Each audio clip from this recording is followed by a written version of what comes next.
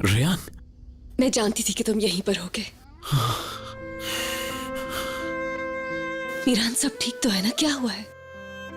कुछ भी नहीं, बस एक डरावना सा ख्वाब था।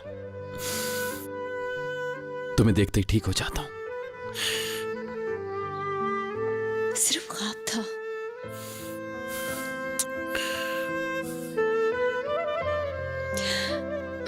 मीरान, तुम्हें कुछ बताना बहुत जरूरी है, मगर तुम फौरन गुस्सा नहीं करना। मेरी पूरी बात सुन लेना पहले। आ जाओ, बैठकर बात करते हैं।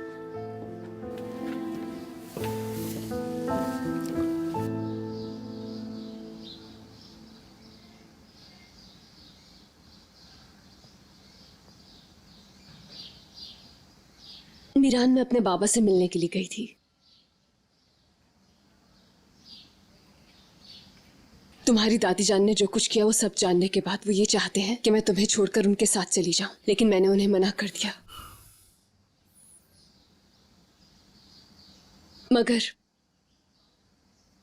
मैंने अपने बाबा से कहा है कि उस रात की हकीकत तुम्हें बता दें, और वो मान गए हैं।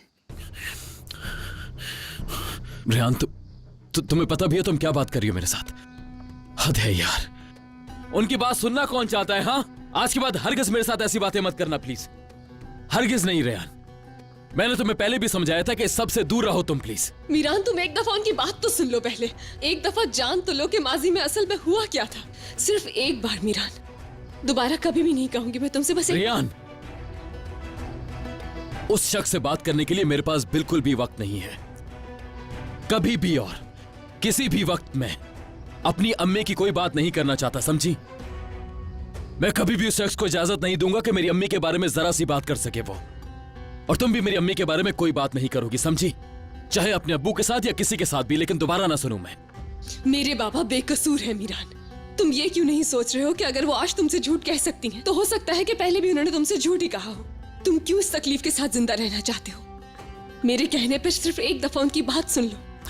तुम मुझे समझ नहीं पा रही रेयान, समझ नहीं पा रही, मुझे नहीं समझ पा रही तुम।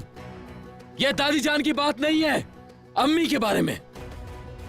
चाहे तुम ही क्यों ना हो रेयान, तुम्हें भी इजाजत नहीं दूंगा अपनी अम्मी के बारे में बात करने के लिए, समझी तुम? तुम्हारे अब्बू झूठ बोल रहे हैं, बस बात खत्म हो गई।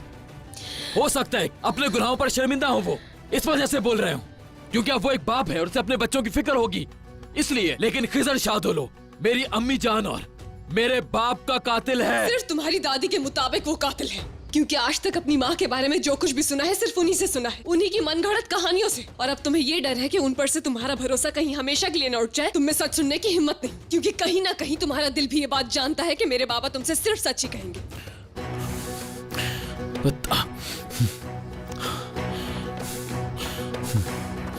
मीरान, तुम इस तरह से नहीं जा सकते हो। मीरान!